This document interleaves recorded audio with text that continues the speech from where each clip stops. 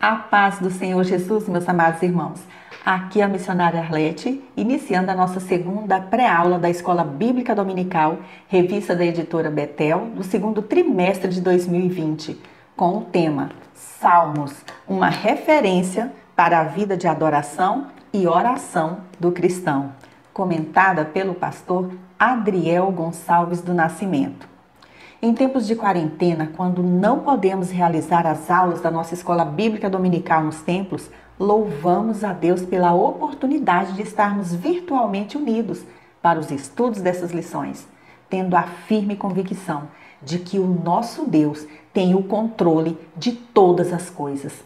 Por isso, antes de iniciarmos o comentário de hoje, como de costume, vamos buscar a direção do Senhor para este estudo.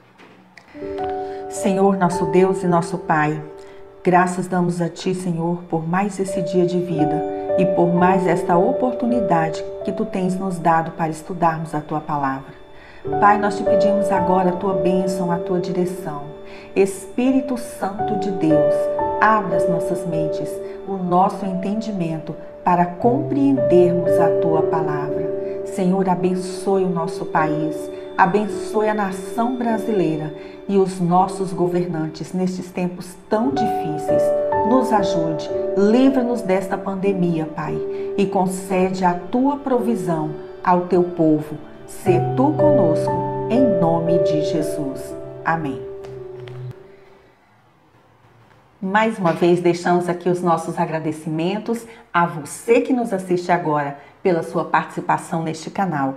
Pedimos que colabore com esse trabalho, deixando aqui o seu like, se inscrevendo aqui neste canal, se você ainda não é inscrito.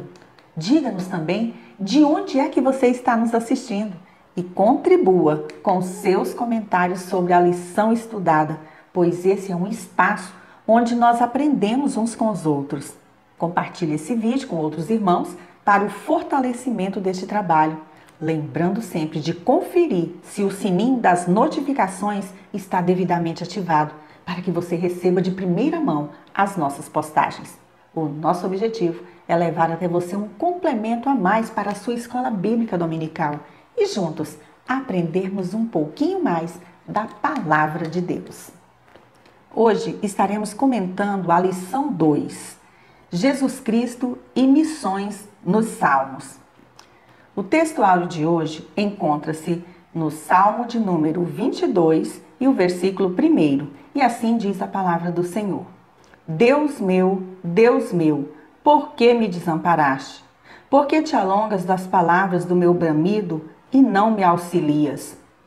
A verdade aplicada de hoje nos diz que os salmos também testificam acerca de Jesus Cristo, sua obra e o plano divino de alcançar os povos para que todos o adorem. Os textos de referência de hoje encontram-se no livro dos Salmos, Salmo de número 2, versículos 1, 2 e 3, o Salmo 22 e o versículo de número 27 e também o Salmo 110, versículo 1. E assim diz a palavra do Senhor. Porque se amotinam as gentes e os povos imaginam coisas vãs? Os reis da terra se levantam e os príncipes juntos se macomunam contra o Senhor e contra o seu ungido, dizendo: rompamos as suas ataduras e sacudamos de nós as suas cordas. Todos os limites da terra se lembrarão e se converterão ao Senhor, e todas as gerações das nações adorarão perante a sua face. Disse o Senhor ao meu Senhor: assenta-te à minha mão direita, até que ponha os teus inimigos por escabelo dos teus pés. Amados, eu quero aqui desde já pedir desculpas por alguma falha na dicção, devido a eu estar usando um aparelho ortodôntico que está me dificultando um pouco a fala. Mas vamos à lição de hoje. O primeiro objetivo desta lição é compreender as mensagens proféticas sobre o Messias. Na introdução aqui desta lição, o comentarista inicia dizendo que estudaremos salmos messiânicos e missionários. Os salmos messiânicos são aqueles que se referem a Cristo, que viria da linhagem de Davi e profetizavam o seu sofrimento, assim como a glória do ungido de Deus e dos seus dois adventos. O primeiro, vindo a este mundo em humilhação, sofrimento e dores. Já o segundo acontecerá com poder e grande glória. As nações foram criadas por Deus, Salmo 86, versículo 9, e convidadas mediante Israel a louvar o Deus de toda a terra. Mas Israel falhou por não cumprir a contento a sua missão. Como poesia, oração e hinos, os salmos são especialmente significantes do ponto de vista missiológico, pois exprimem uma esperança escatológica e futura. Vemos no livro dos Salmos que Israel cantava e orava, que o Eterno nos conceda a sua graça e nos abençoe, e que faça sobre nós resplandecer a sua face, para que sejam conhecidos na terra o teu caminho, a tua salvação entre todas as nações. Salmo 67, versículos 1 e 2. Ao longo dos séculos, o Salmo 67 tem sido chamado de Salmo Missionário. E o comentário da Bíblia King James sobre esse salmo diz que Deus nos constituiu seus embaixadores. Segunda carta aos Coríntios 5, 18 ao 21. O grande objetivo de Deus é que as nações da terra reconheçam sua soberania e misericórdia, assim como deveria fazê-lo o povo escolhido. Essa, portanto, é a missão da igreja, anunciar a soberania e a salvação em Cristo Jesus em todas as nações. Tópico 1. Profecias nos Salmos messiânicos. Um dos temas que predominam no livro de Salmos é o Messias. Muitos desses salmos eram verdadeiras profecias que apontavam para a vinda do Senhor Jesus Cristo. De uma forma profética, os escritores relataram muito da pessoa de Cristo no que diz respeito à sua vida, sofrimento e rejeição. Estes salmos são muitas vezes citados e interpretados no Novo Testamento pelos apóstolos, como por exemplo o Salmo 22, versículo 22, que foi citado na Epístola aos Hebreus, capítulo 2 e o versículo 12, entre muitas outras passagens. Também foram citados pelo próprio Senhor Jesus, como por exemplo o Salmo 62, versículo 12, citado em Mateus 16, 27. Salmo 8, versículo 2, também citado em Mateus 21, 16, entre outras passagens. O Salmo 110 é um dos mais diretamente messiânicos. A interpretação que Cristo fez deste salmo é crucial para desvendar o seu significado. Mateus 22, versículos 41 ao 45, Marcos 12, 35 ao 37 e Lucas 20, 41 ao 44. Esse salmo narra uma conversa entre Deus Pai e Deus Filho, na qual o Pai concede ao Filho honras reais e sacerdotais. Nele, Deus descreve a batalha que o Filho deverá enfrentar para ganhar seu reino. A primeira parte deste salmo, versículos 1 ao 3, fala da destruição do domínio dos inimigos do Messias e da apresentação e glorificação daqueles que serão ornamento do reino de Deus. A segunda seção do Salmo, versículos 4 ao 7, fala do sacerdócio eterno de Cristo e o apresenta como juiz que abomina o mal e exterminará os seus adversários. Vemos então neste Salmo 3 ofícios de Cristo: Rei, Sumo Sacerdote e Juiz. Os Salmos messiânicos contêm profecias sobre Cristo como o Rei sofredor.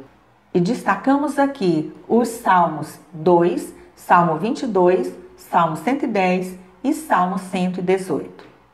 O Salmo 118 traz um louvor declarativo, um cântico de ações de graças. Toda a comunidade, libertada de um grave perigo, se congrega no templo para expressar o seu reconhecimento ao Senhor e prestar-lhe culto.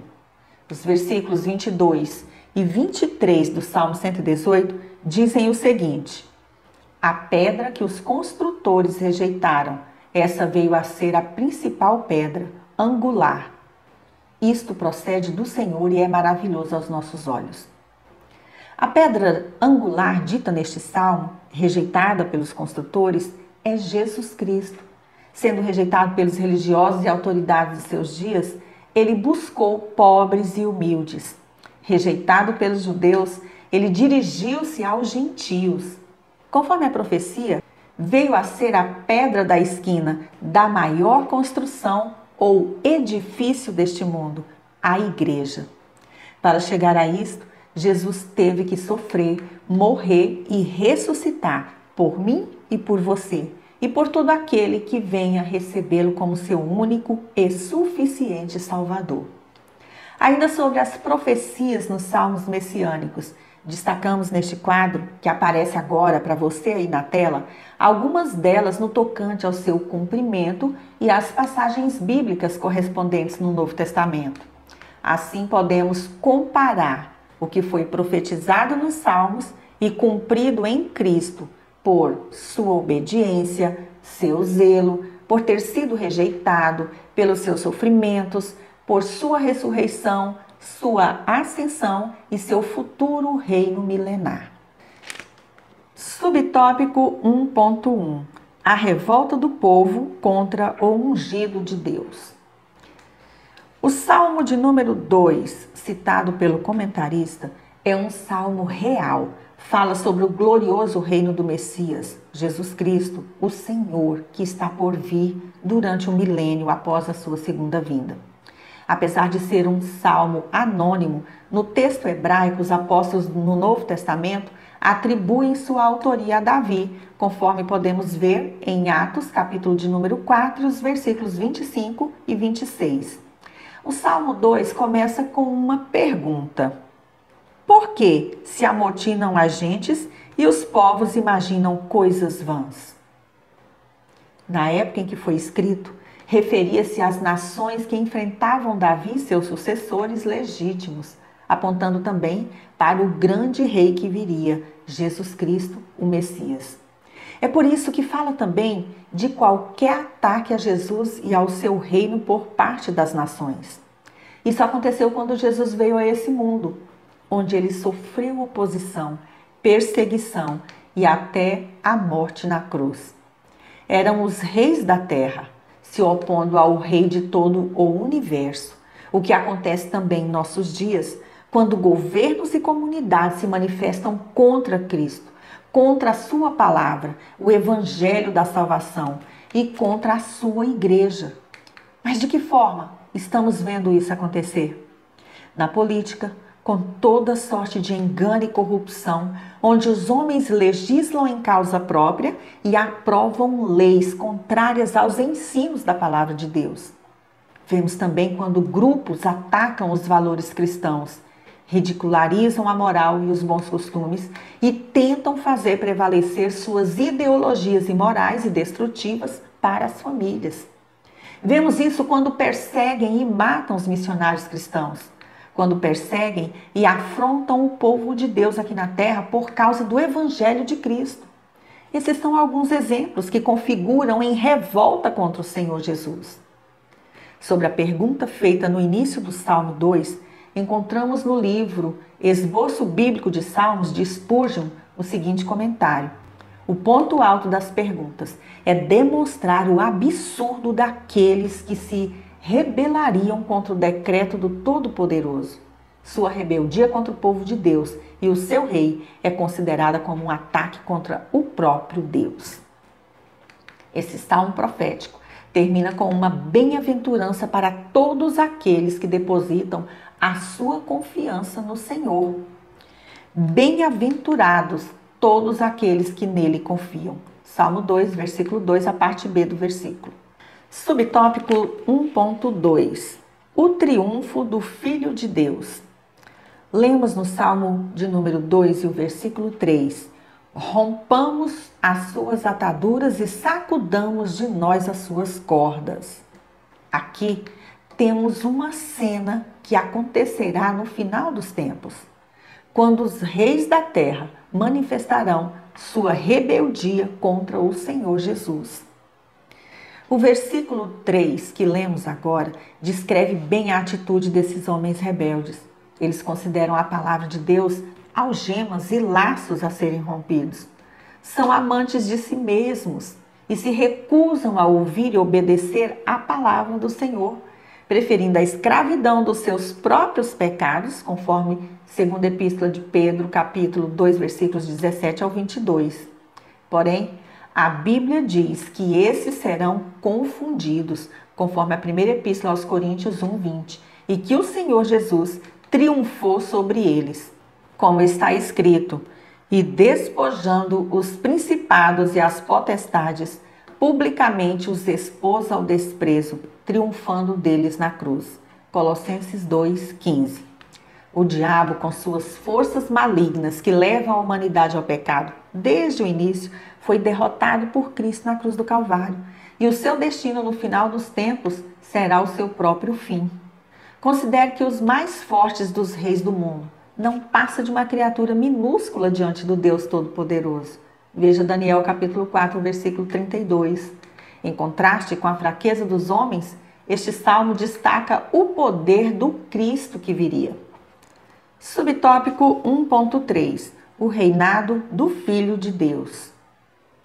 O comentarista inicia este subtópico afirmando que o reinado do Filho de Deus é estabelecido pelo decreto divino, ao citar o versículo: Pede-me e eu te darei as nações por herança e os confins da terra por tua possessão. Salmo 2, versículo 8.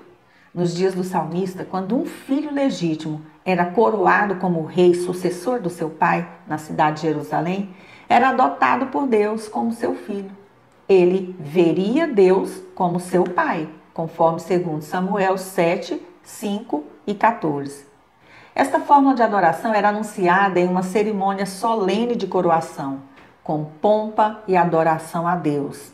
No Novo Testamento, o Filho de Deus também declarou que era rei, ou ungido verdadeiro, o Cristo, conforme Mateus 3,17, Marcos 1, versículos 1 e 11, Lucas, capítulo 3, versículo 22, João, capítulo 1, versículo 18, Atos dos Apóstolos 13, 33 e Hebreus, capítulo 1, versículo 5 e o capítulo 5 e versículo 5.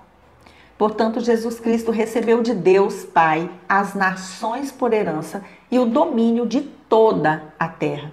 Muito em breve chegará o grande dia onde se iniciará o glorioso reinado de Jesus, o Messias, o Filho do Deus vivo, que vai reinar aqui na terra por 1000 anos, conforme Apocalipse, capítulo 20, versículo 6. E será um período de verdadeira paz sobre a terra, conforme as profecias de Zacarias 9:10 e também capítulo 20, versículos 1 ao 3. Essa época é ansiosamente aguardada pelo povo de Israel, conforme Lucas 2:38, Atos capítulo 1, versículos 6 e 7. É essa esperança que tem impulsionado o regresso dos judeus à sua pátria e também motivado a sua rápida elevação. Nesse tempo, a igreja terá sido glorificada, conforme Romanos 8, 17 e 18, Colossenses 3, 4. E se cumprirão todas as profecias a respeito do reino do Messias.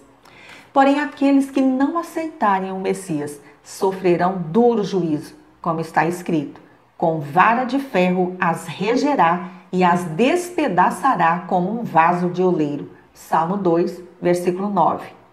Seu reino culminará no reino milenar quando, com cetro de ferro, regerá as nações. Apocalipse 2, 27. A batalha de Jesus contra as forças do diabo e contra a morte finalmente trará o reino eterno de Deus. O segundo objetivo desta lição é apresentar o sofrimento do Messias. Tópico 2. O sofrimento do Messias. O Salmo 22, citado neste tópico pelo comentarista, é uma profecia da crucificação à ressurreição de Cristo. A primeira seção, dos versículos 1 ao 21, fala do seu sofrimento. A segunda relata sua vitória e glória, versículos 22 ao 31. O sofrimento do Senhor Jesus é apresentado neste salmo de forma muito viva e se encerra como um salmo de louvor a Deus e libertação. Embora fale de aflição particular de Davi e de como o Senhor o libertou, também se refere profeticamente ao sofrimento, crucificação e ressurreição de Jesus. Subtópico 2.1. Sujeição ao abandono. Os reais sofrimentos de Cristo, antes e durante a sua crucificação, vão muito além do nosso entendimento. Amados, naquela cruz, o Senhor Jesus, o Deus encarnado, foi cravado e erguido entre o céu e a terra, fora de Jerusalém, a sua cidade amada, como sinal de vergonha e horror, com uma acusação escrita nas 3 principais línguas da sua época. Posto entre 2 criminosos, ele foi escarnecido, principalmente pelos mais religiosos e conhecedores das Escrituras. Cumpriram-se nele todas as profecias sobre o Messias, notadamente as descritas por Davi no Salmo 22, que foi escrito aproximadamente 1000 anos antes do nascimento de Jesus. Ele foi crucificado às 9 horas da manhã. Ao meio-dia o sol escureceu-se, as densas trevas cobriram a terra. A própria natureza mostrou sua revolta contra aquele povo cruel. Às 3 da tarde, Jesus Cristo clamou: Deus meu, por que me desamparastes? Marcos 15, 34, a parte B do versículo. Esse clamor feito pelo Senhor Jesus e registrado no Salmo 22, versículo 1, reflete sua real angústia ali naquela cruz. Não era apenas a dor física dos cortes, dos hematomas por causa dos açoites, da tortura, ou dos espinhos que foram cravados na sua cabeça que o atormentavam. Era também os nossos pecados, que ao serem colocados sobre ele, o tornaram pecador em nosso lugar. Segunda carta aos Coríntios 5:21. Naquele momento, pela primeira e única vez, o Pai afastou-se do Filho. E Jesus experimentou o significado de estar separado, abandonado por Deus como consequência do pecado. Apesar dos horrores do sofrimento e do abandono, ele se dirigiu ao Pai, chamando-o de Deus meu, na mais angustiante das orações. Jesus foi o homem de dores e que sabe o que é padecer, no qual escreveu o profeta Isaías no capítulo 53 e o versículo 3. Ele sabe o que é a dor da humilhação, das calúnias, da tortura e pisaduras. Jesus sabe da dor do castigo imerecido e do mais terrível abandono. Ele se sujeitou a todo esse sofrimento por mim e por você, para que pudéssemos ser salvos e nos achegarmos à presença de Deus. Ele nos entende quando estamos angustiados, sofrendo, abandonados, e nos ouve quando clamamos por Ele. Subtópico 2.2: Zombaria e desprezo. Só quem já passou por momentos de zombaria e desprezo sabe dizer quão humilhantes são essas práticas. Lemos no Salmo 22 e o versículo 6 o sentimento de humilhação de Davi. Olha o que ele diz: Mas eu sou verme e não homem, opróbrio dos homens e desprezado do povo. Quando Davi se achava no fundo do poço, seus inimigos ridicularizavam a sua fé no Senhor, humilhando-o profundamente. Suas palavras descrevem também o que sentiu o Salvador Jesus ao suportar os insultos de seus algozes sem merecê-los. Mateus 27, 27 ao 31 e versículos também 39 ao 44. Se Davi, sendo pecador, sentiu tão forte o peso dessa humilhação, imagine o peso que sentiu o Senhor Jesus, que sendo Deus, antes a si mesmo se esvaziou, assumindo a forma de servo, tornando-se em semelhança de homens e reconhecido em figura humana, a si mesmo se humilhou, tornando-se obediente até a morte e morte de cruz. Filipenses 2, 7 e 8. Nunca conseguiremos entender totalmente a dimensão do sofrimento de Cristo no Getsêmani e lá na cruz do Calvário. O apóstolo Paulo descreve nestes versículos o sentido profundo da humilhação de Cristo ao lembrar seus leitores que ele morreu pela forma mais cruel de pena de morte, a crucificação. Naquele tempo, os romanos reservavam a morte agonizante pela crucificação para escravos e estrangeiros. E os judeus a viam como uma maldição de Deus. Deuteronômio 21, 23 e Gálatas 3, 13. Jesus teve que suportar a zombaria e o desprezo dos soldados romanos, dos líderes religiosos, das pessoas que o olhavam e meneavam a cabeça, e até de um dos malfeitores quando foi crucificado.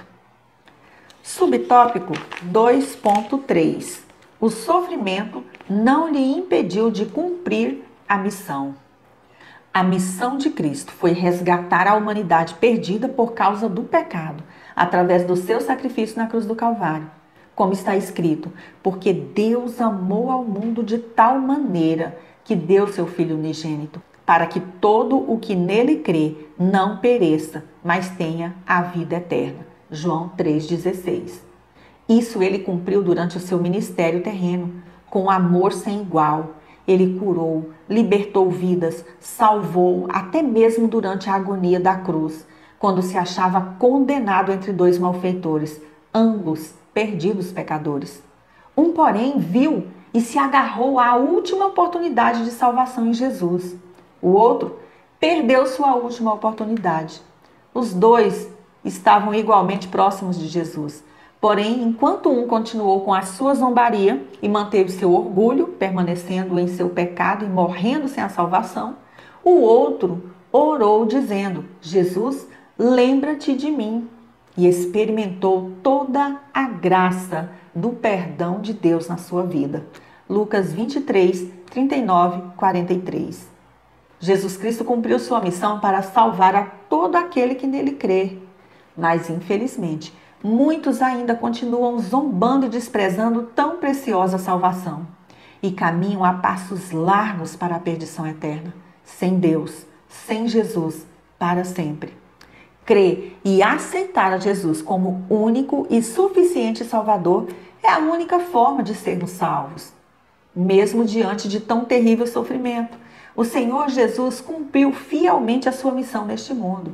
Resta a mim e a você cumprirmos a nossa missão de ir e pregar o Evangelho a toda criatura, não nos deixando abater pelos sofrimentos dessa jornada.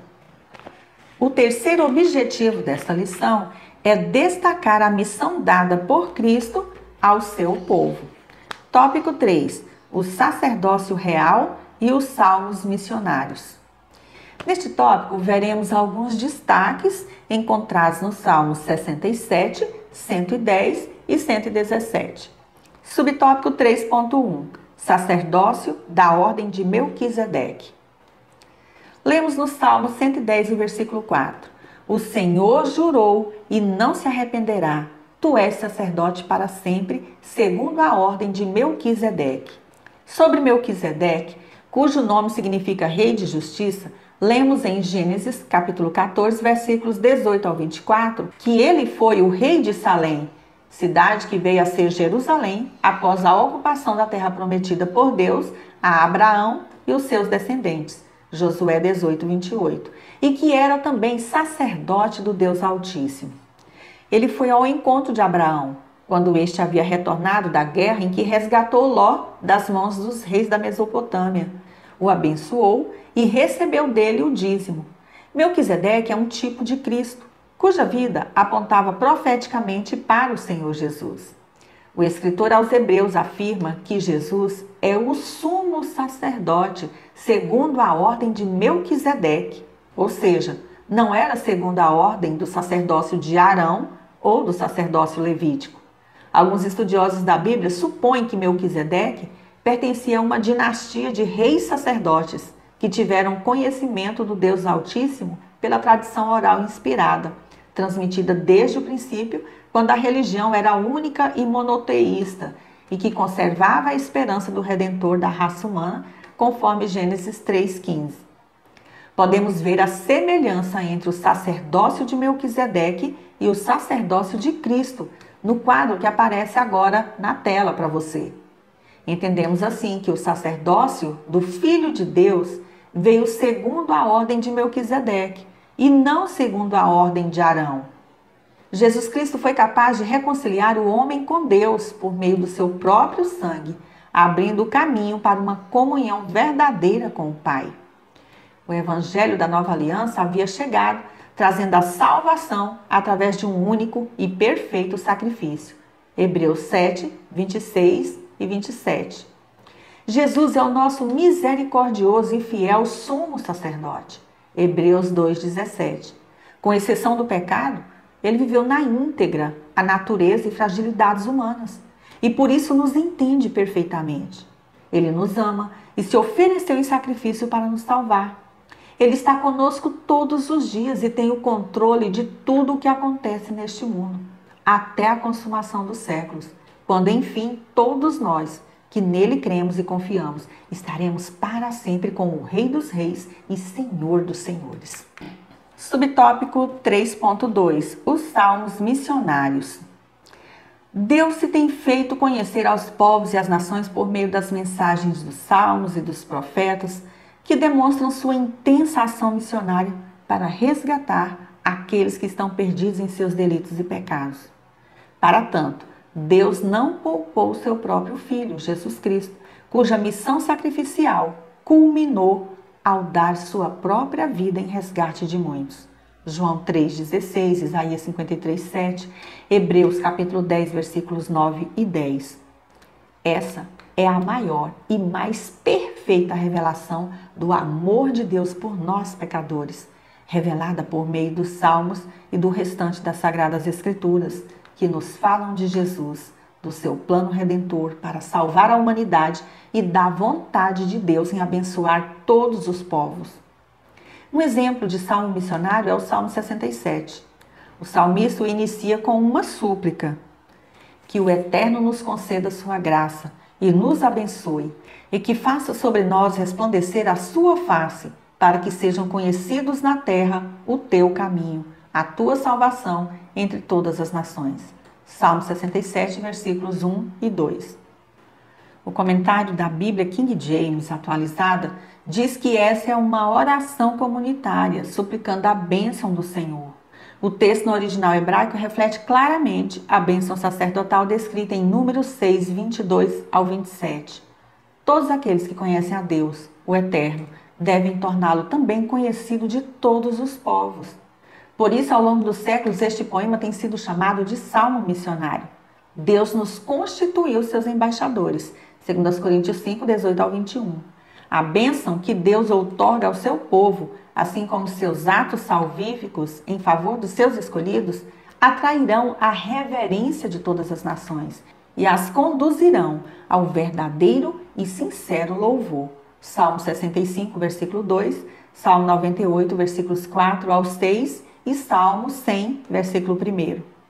O grande objetivo de Deus é que as nações da terra reconheçam sua soberania e misericórdia, assim como deveria fazê-lo o povo escolhido. Essa, portanto, é a missão da igreja até o dia final. Apocalipse 7, 9 e 10. O Salmo 96 é um dos mais belos hinos de ações de graças e fez parte do programa cerimonial por ocasião do traslado da Arca da Aliança da casa de Obed-Edom para Jerusalém, conforme está registrado no primeiro livro de Crônicas, capítulo 15, versículos 25 ao 28, que foi conduzida com festa, adoração e louvor. Esse salmo nos revela o amor e o grande interesse missionário de Deus para com Israel e com todos os povos. Outro exemplo de salmo missionário é o 117, citado aqui na revista, sendo este o mais breve de todo o saltério. Subtópico 3.3. Que todos os povos louvem ao Senhor. Esse é o convite do Salmo 117. Louvai ao Senhor, todas as nações. Louvai-o, todos os povos, porque a sua benignidade é grande para conosco e a verdade do Senhor é para sempre. Louvai ao Senhor. Salmo 117, versículos 1 e 2. Sobre esse salmo, o comentário bíblico de Halley diz que, abre aspas, é uma intimação para as nações aceitarem o Senhor. Citado nesse sentido em Romanos 15, 11, esse é o capítulo que fica exatamente no meio da Bíblia e também é o capítulo mais curto. Entretanto, contém a essência de Salmos. Fecha aspas. Ainda sobre o Salmo 117, no livro Esboços Bíblicos de Salmos, Spurgeon diz que, abre aspas, este salmo, cujo texto é muito pequeno, é tremendamente grande em seu espírito, pois arrebentando todas as barreiras de raça ou nacionalidade, convoca toda a humanidade para louvar o nome do Senhor. Fecha aspas. Amados, estamos vivendo dias difíceis e incertos, onde uma pandemia avança sobre todas as nações, vencendo as barreiras sociais, de raças e credo religioso e deixando um rastro de morte por onde passa. Contudo, essa situação evidencia também uma verdade gritante. O mundo, os povos e nações precisam de Jesus, ainda que não o reconheçam. Eu e você precisamos mais e mais da presença de Jesus, de nos enchermos do seu Espírito Santo para que vivamos. Como missionários da última hora, sejamos fortes agora para testemunharmos as bênçãos do Senhor nosso Deus e anunciarmos a sua salvação em Cristo até que Ele venha. Louvemos o nome do Senhor. Para concluir, louvemos a Deus por seu amor e fidelidade, bem como por seu plano redentor executado por intermédio de Jesus Cristo, e cumpramos com fidelidade e no poder do Espírito Santo a missão de anunciarmos a salvação até os confins da terra para a glória de Deus. Meu querido irmão e irmã em Cristo, convidamos você, neste momento, a visitar também o blog revistaebd.com para baixar ali os slides referentes a esta lição, ouvir os 3 hinos da harpa que foram sugeridos pela revista e acessar os demais comentários. O nosso blog hinosdaharpa.org também aguarda a sua visita. Ali estamos disponibilizando os hinos da nossa harpa cristã, com cifras, partituras e biografias dos seus autores. Agradeço pela sua companhia. Se você gostou desta pré-aula, inscreva-se em nosso canal. Deixe aqui o seu like, o seu comentário para contribuir com a divulgação deste trabalho. Compartilhe também esse vídeo com outros irmãos. Nos informe sempre de qual cidade você está nos acompanhando. Isso é um prazer, uma honra para nós. Que Deus, em Cristo Jesus, continue te abençoando grandemente. Fique na graça e paz do nosso Senhor e Salvador Jesus Cristo. E até a nossa próxima pré-aula, se Deus assim nos permitir.